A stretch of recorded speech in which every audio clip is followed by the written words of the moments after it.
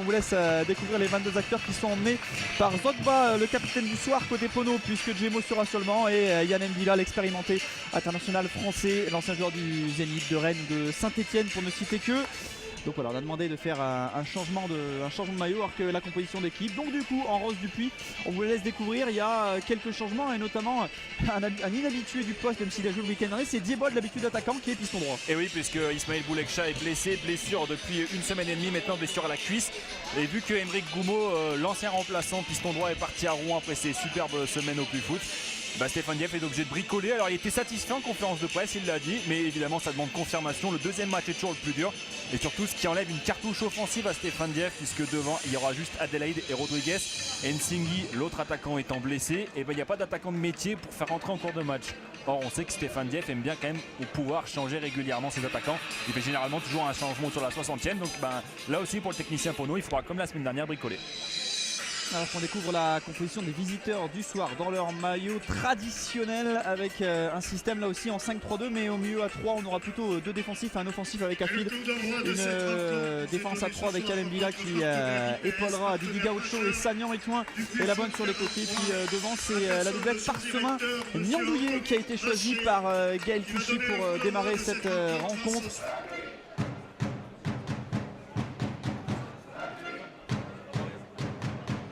Allez, c'est parti ici au stade Masson Dupuis, Caen vient pour s'imposer et valider son maintien une bonne fois pour toutes, histoire de terminer la saison sereinement et déjà de se projeter sur celle de l'an prochain. Mais côté Pono, on veut également l'emporter à la maison pour rester dans ce top 6 et pourquoi pas se rapprocher du podium et s'offrir une fin de championnat haletante. Les Pono qui vont tout de suite être pressés, Cédric, par des Canets qui ont envie.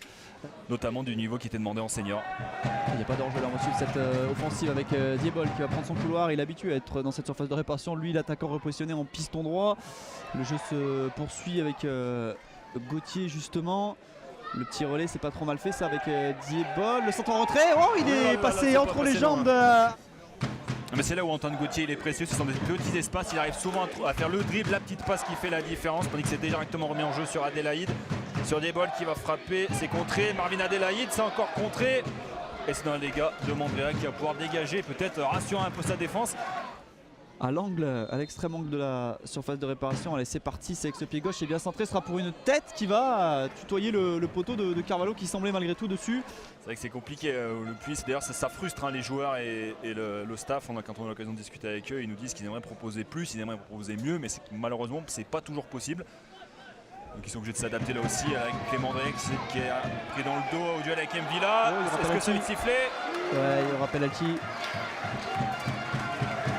À vitesse réelle, on sent qu'il y a faute, on sent que le duel entre Mandrea et Adelaide, peut-être pour son 5e but de la saison.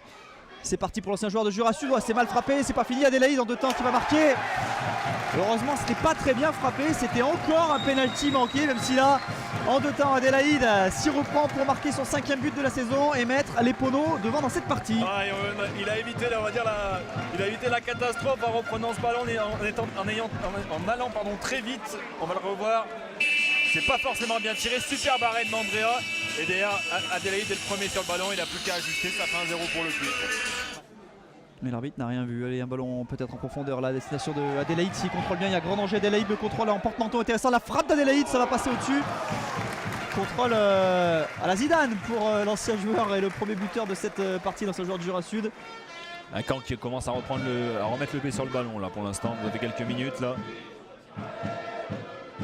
Allez, tu as un fil, on combine le centre intéressant à destination de Niandouillé qui a été un petit peu bousculé dans les airs à la régulière. Il a rien demandé de toute façon, l'attaquant Canet.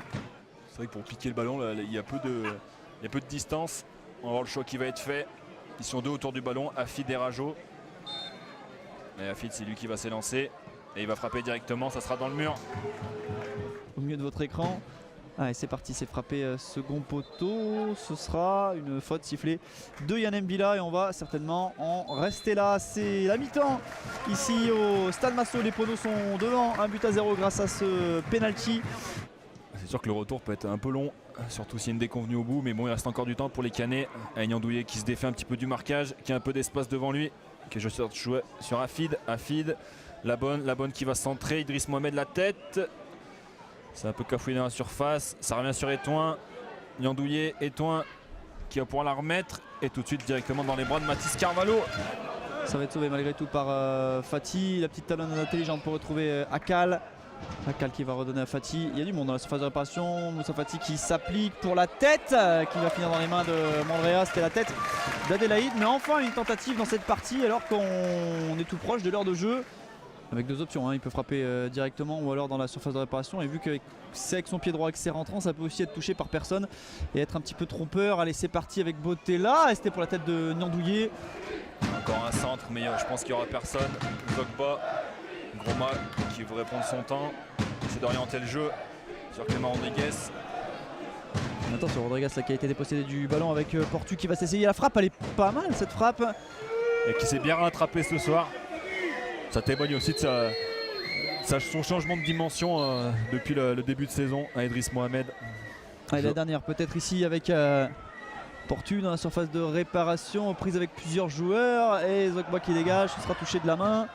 Mais c'est terminé, on en reste à la victoire du Puy sur la plus petite des marques 1-0 face au Stade Malherbe de Caen. Un but sur pénalty marqué en 2 temps par Adélaïde va suffire au bonheur des Poneaux qui vont s'imposer ce soir. Confirmer la belle victoire du week-end dernier, ça fait 2 succès de suite, 5 matchs sans défaite désormais pour les Poneaux, alors que du côté de Caen malheureusement on enchaîne un nouveau match sans victoire à l'extérieur et ça fait depuis août dernier que ça dure. Et oui, ça fera du coup 5 matchs sans victoire pour les Canets. Les Canets qui se sont le dur, 3 défaites, 2 matchs nuls sur les 5 dernières rencontres.